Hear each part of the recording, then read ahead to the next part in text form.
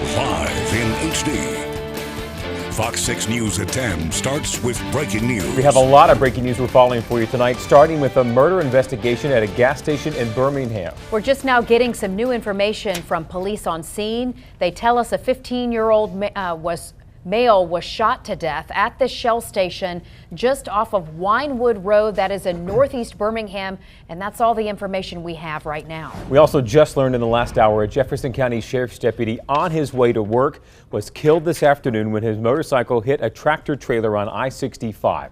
Happened about 5:30 this afternoon on the northbound side, just north of the 459 interchange. Hoover police, not releasing this 21-year-old man's name, did confirm he was on his way to work. The Sheriff's Department tonight just telling us now the victim's mom is a sergeant with the Sheriff's Office, and Chief Deputy Randy Christian told me tonight, quote, "Our hearts are broken. Our prayers are with them and with each other.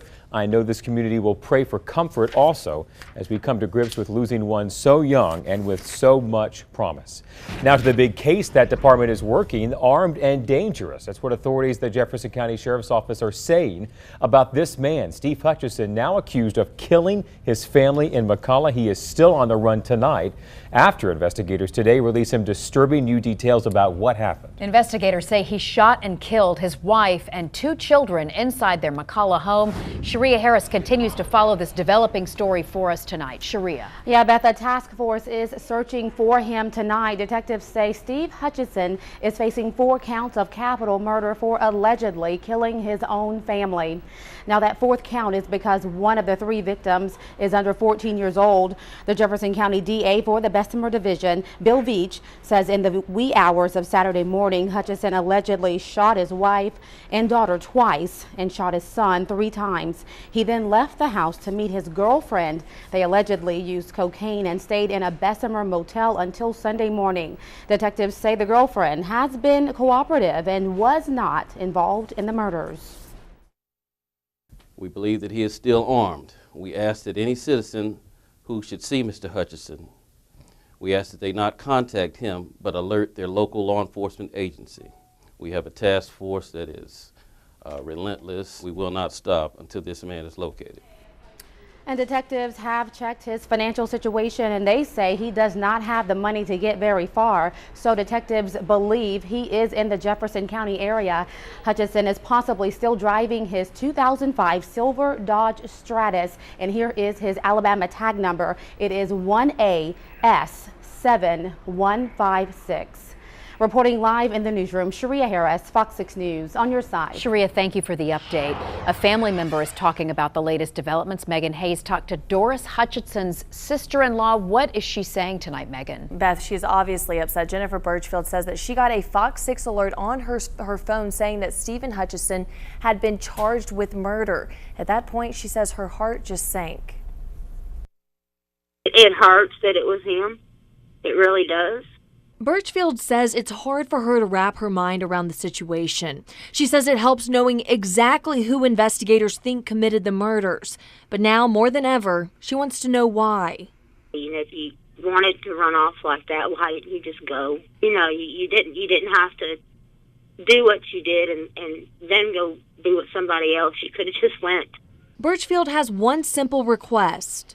I would just like for him to turn himself in, answer for his crimes, and just, I mean, I don't know if even he would have the answer, but I just want to know why he felt that he needed to do this. She says Hutchison owes it to their family. She wants to see justice served for Kimberly, Peyton, and Doris. You know, that's probably the most important aspect right now, is just seeing that somebody pays the consequences for the lives they've taken. Birchfield is trying to be strong. She trusts the investigators, but it's still a hard pill to swallow. You know, a stranger, a random act of violence, you know, even that wouldn't have been good, but it, you know, knowing it was somebody that we were close to for so many years, you know, a family member, it makes it so much harder. Birchfield says that she is thankful for the Jefferson County Sheriff's Office for their vigilance with this case. She understands that there are certain elements that investigators may withhold, but she says she's grateful for their dedication to finding Hutchison as soon as possible. Jonathan. Great insight there, Megan. Thanks. Well, breaking tonight in Shelby County, State Senator Cam Ward is in jail as we speak after being arrested this afternoon for DUI. Erica Gonzalez live outside the Shelby County Jail, where he apparently, Erica, is going to spend the night. Yeah, Jonathan, that's what I'm hearing. According to the Shelby County Sheriff's Office, it was the Alabaster Police Department that arrested Ward this afternoon. Now, neither department saying much else at this time. I've made several calls to the Alabaster Police Department and have not heard back as of this time. Now, as you mentioned, Ward will not be released until Thursday morning and will be spending the night behind bars here at the Shelby County Jail. The last time I checked, a bond had not been set for Ward. According to the Sheriff's Office, it is common practice in a suspected DUI case to have some sort of a waiting period about 12 to 24 hours before setting bond. Senator Ward represents District 14 and was elected as state senator in November of 2010 after serving 2 terms for the Alabama House of Representatives. He does live in Alabaster with his family, according to his bio. Ward has been a major supporter of prison reform and was actually recently appointed onto the state's newly formed council on the matter. Now, I have reached out to Ward's administration, and so far, I have not heard back. Live in Columbiana tonight, Erica Gonzalez, Fox 6 News, on your side. Erica, thanks. A traffic nightmare tonight on I-65 southbound near Hayden. There was a major backup as state troopers worked to clean up a wreck involving a car and an 18-wheeler. Troopers say the driver of the car was killed in this accident. All right, we've been tracking some storms that have been moving through our area tonight. JP, another night of a lot of thunder and lightning. You got that right. I don't know if you noticed during Erica's live report there in Columbiana, the cloud-to-ground lightning and also the cloud-to-cloud lightning. It was intense. Had a quick flash there. Now, the main parent storm that likely resulted in this is now in Chilton County. I think this is going to primarily bypass Clanton and the Jemison area and move more toward Lake Mitchell, Lake, those areas right now in Coosa County and also Tallapoosa County. Storms tracking to the southeast, so that's what we're looking at right now.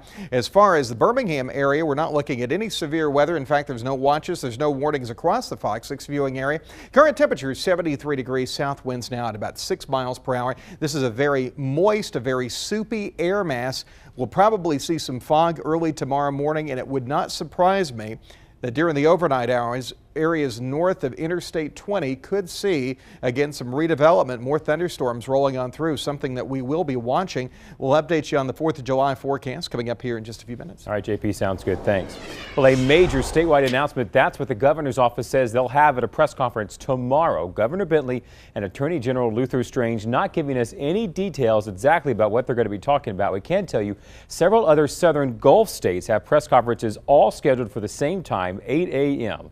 We'll have coverage on Good Day Alabama and our WBRC News app. Questions are being raised tonight at how the state handled an investigation involving Alabama One Credit Union.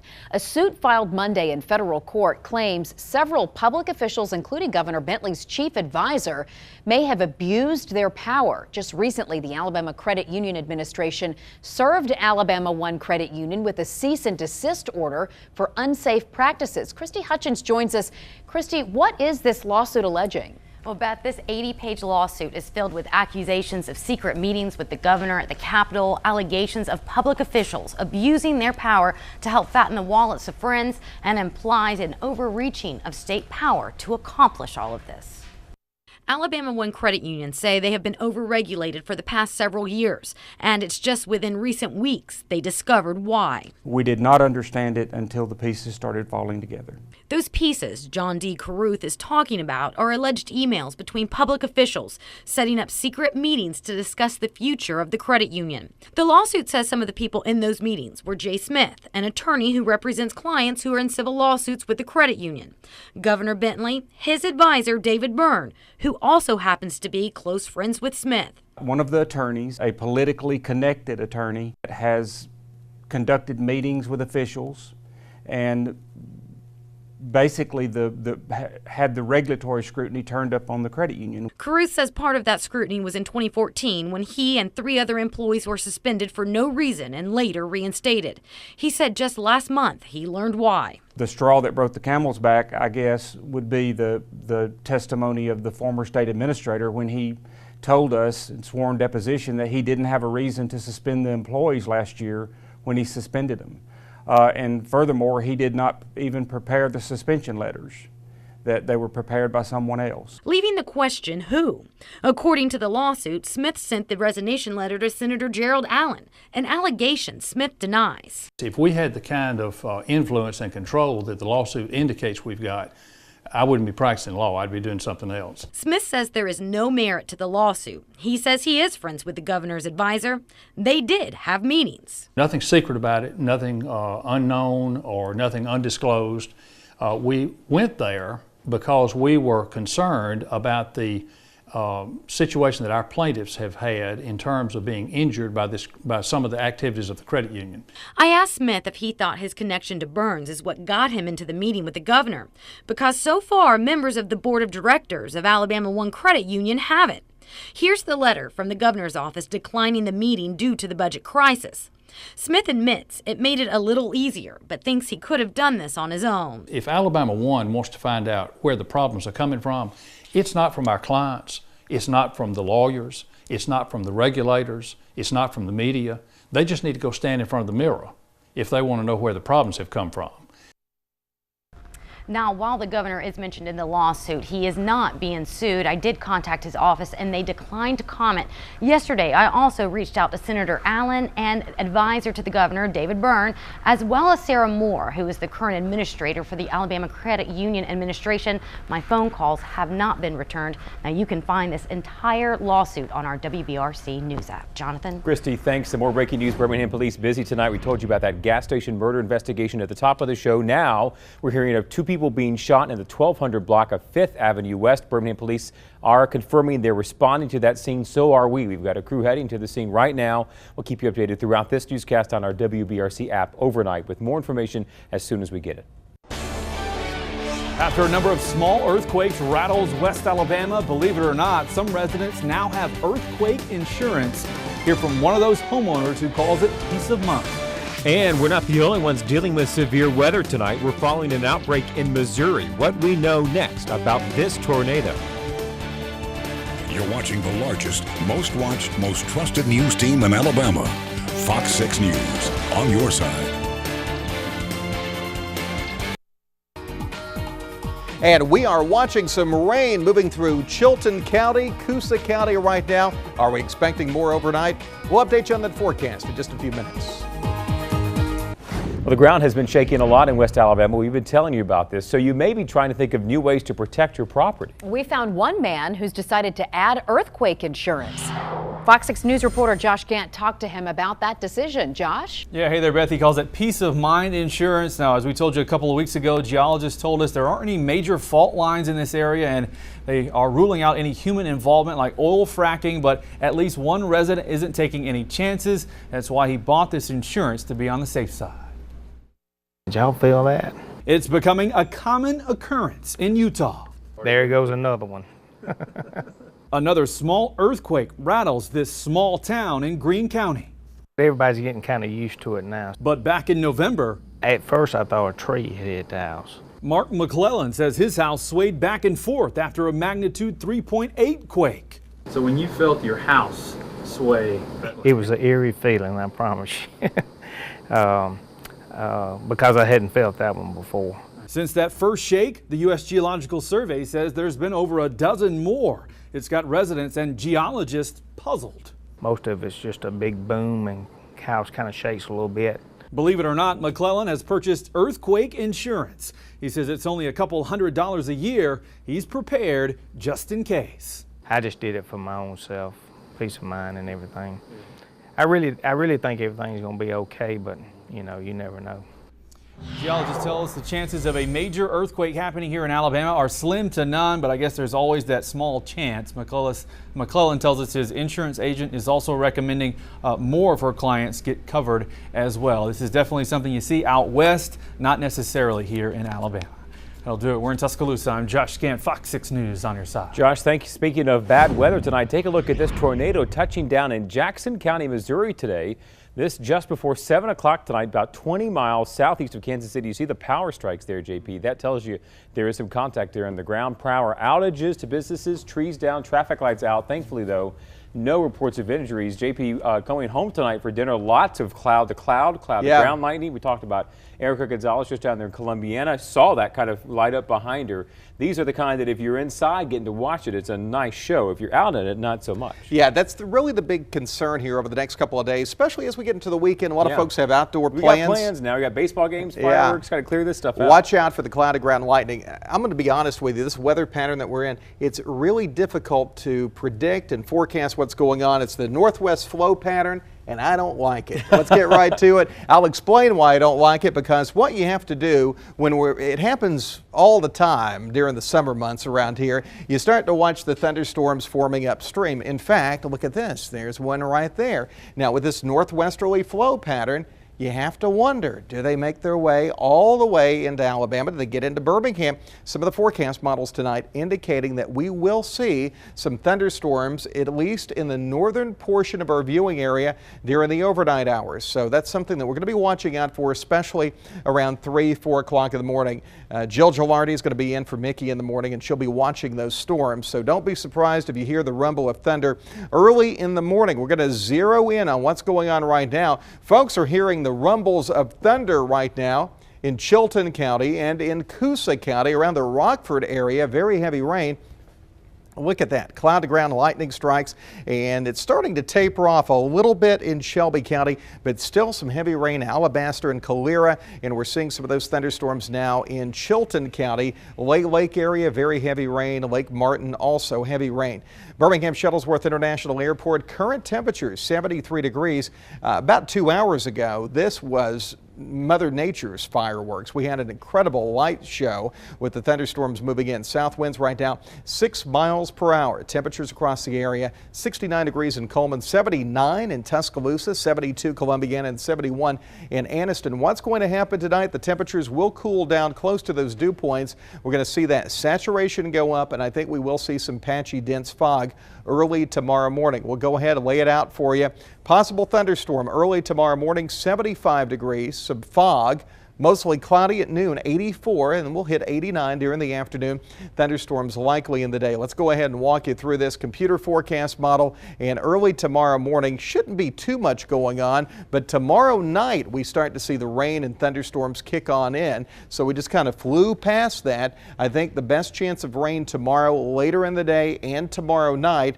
Keep in mind, we'll have to watch for the thunderstorms early in the morning. I know the forecast model didn't show that. Doesn't really handle this kind of flow that well. So that's what we call those surprise attacks that we sometimes get during the overnight hours in terms of heavy rain. 50% chance of rain for Thursday, 50% on Friday. We'll see the rain chance spike a little bit for the 4th of July. I think Saturday night for the fireworks displays, we should be okay for the most part, but still have those indoor plans as we make our way into Saturday. 4th of July could be some significant rain at times. In the pollen categories, weeds and grass low, nothing to report there with the trees. If you have a beach trip in that forecast over the weekend, 86 degrees on Saturday, Gulf Shores, Orange Beach, 85 on Sunday. Rain chances coming in at 30%. This is tonight's forecast. Storms overnight, mainly to the north, especially the Tennessee Valley. Northwest winds, or southwest winds, I should say, 3 to 5 miles per hour. Tomorrow, scattered thunderstorms later in the day and toward the evening, probably even some rain this time tomorrow night. Temperatures in the upper 80s, and our extended forecast, 70% chance of rain on Wednesday, 70% on Thursday, and the rain chances as we get toward the weekend will be fairly high. That is the latest on your forecast. We want to tell you about some breaking news that we're following in Tuscaloosa County tonight. This is a live look at a scene that is unfolding on Highway 82 westbound. This is East Tuscaloosa County near Bibb County. We are told a four-wheeler was hit by a vehicle, but we don't have any other information about injuries or what exactly happened here, but we're on the scene gathering details for you, and we'll continue to update you right here on Fox 6 News at 10. Here's Fox 6 Sports with Rick Carlin. Congrats to the three fine young men who have qualified for the U.S. Junior Amateur. We visited CCOB today and chatted with Tuscaloosa's Jake Desord. He played at Tuscaloosa Academy. He'll play next year for the Crimson Tide. He's made the top three. Future Bama golfer Wilson Furr also in the top three, along with Turk Pettit. Congrats, all playing in the U.S. Junior Amateur. That's big time stuff. Welcome in, I have to say, in 36 years of anchoring TV sports, perhaps the most shy, unassuming superstar I've met goes by the name of Amari Cooper. The former Bama receiver would squeeze out few words during interview sessions in Tuscaloosa, but now he's doing all of his talking in NFL camp. Won't take long this fall for Bama fans to realize what they're missing. Of course they know. Last fall, Coop led the nation in receptions, set a slew of Crimson Tide records. He was named the SEC Offensive Player of the Year, the Biletnikoff winner. He was a Heisman finalist. Then came the draft, taken 4th overall by the Raiders. Now he has the Raiders quarterback Derek Carr drooling as Coop's been proven to be the most NFL-ready receiver the Capstone's ever produced. That includes Julio Jones. You know, it's just little things that honestly, people don't even notice. They just see him run one to the house. But you really study it and watch the film, you're like, wow, you know, this guy, he could be something special. And his work ethic is second to none. No kidding. Bama fans saw that work ethic pay off last year, the year before that. Now he will play on Sundays. Well, who do you like to win the SEC's Western Division this fall? I've been looking at some websites. Most of the so-called experts like Alabama to edge Auburn. Arkansas is getting some love as well. But we're less than 2 weeks away from SEC Media Days, so Jonathan, I thought I'd save everybody the hassle and just tell you how it's going to turn out. This is who they're going to pick Alabama by a slight margin over Auburn. So? Yeah, I just think so. You know, I know, but I'm telling you, just that these media types. So anyway, that opinion pretty much backed up by Gus Malzahn, who spoke with me about all this the other day. Yeah, it's a grind. You know, you can now that the Mississippi schools are playing good football, Arkansas is a team on the rise. There's no off weeks, and it's the best conference in college football, and I don't even think it's close. Well, Malzahn may not agree with those who may pick Bama to win the West. Malzahn's team is loaded. Tigers know certainly what it feels like to enjoy the confetti. Now, the schedules are a factor. Auburn's schedule may be more favorable than Bama's, but that's easy for me to say. I'm just here reading the scores. But I do like what the folks with the PredictionMachine.com have done with scores, points, totals, the works. You can imagine crazy crowds like LSU. Do they make a real difference? I mean, does playing in front of crazies as opposed to just well-behaved fans really make for more points? Well, here's how they've got it. They look at all of the Division I teams. North Texas is worth almost 6 points due to their crowd. Apparently, the Green Machine faithful go nuts. Arkansas leading the LSU with the Wild fans at LSU number 13. What you see is what you get as Auburn and Alabama are worth just a little less than a field goal. Well, former Alabama nose guard has been busted. That just over 6 months after finishing up his eligibility. As I tweeted earlier, former Bama nose guard Brandon Ivory charged with first-degree burglary after being picked up this morning in T-Town. He and another man barged into a residence and stole cash and electronics. One was carrying a knife, another an assault rifle. They fled in a Toyota, later arrested at their residence on 31st Street, both charged with burglary. One, $120,000 bond for each. Well, how about a few baseball notes for you? First, the Braves, 11-16 in the month of June, are battling the raindrops. They face the Nationals. They lead 4-0 now in the 7th inning. Braves, by the way, 5 games below 500. Their offense is ranked 15th in the Bigs. Their defense 18th. The Barons rained out tonight in Chattanooga. They will play 2 tomorrow afternoon. Well, good news today for an NBA good guy. DeMarre Carroll, the former John Carroll Catholic star, who has bounced around the league or the association, has landed back on his feet. A 4-year deal now with the Toronto Raptors of the NBA. This is a great story, as Carroll was an eyelash away from packing it in. He turned into a defensive specialist for the Hawks, averaged 13 points a game last fall. Again, 4 years, $60 million for the pride of Birmingham, Alabama. Congratulations to him. And back to football, where Michigan coach Jim Harbaugh may not be having dinner with Colin Cowherd anytime soon. The radio conversation on Dud today, but the coach is too busy to worry about it. We've been picking out those people who cannot execute a first pitch at a baseball game, but Harbaugh certainly can. The former Michigan quarterback at a Tigers game, and he is so competitive. Look at the windup and the strike. He's got a little movement on that as well. I'm telling you, if there's a coach out there nationally who is making headlines, whether it be throwing out first pitches, holding satellite camps, or doing interviews with Cowherd, bad interviews, but Harbaugh's in the news, though. Yeah. And I think that's good if you're a Michigan fan. We'll be right back. 70 forecast tomorrow, 89 degrees. We'll have to kind of watch things during the overnight hours. Some of our northernmost counties could see some storms, and we stay in this wet pattern right on through the weekend. We've had a lot of breaking news tonight. We'll have the very latest on Good Day Alabama at 4:30. TMZ's up next. Thank you for choosing us, and we'll see you right back here tomorrow night. Download the free and improved Fox 6 News app today. Sponsored by City Auto Sales Hueytown. Buy with confidence when you buy from City Auto Sales Hueytown.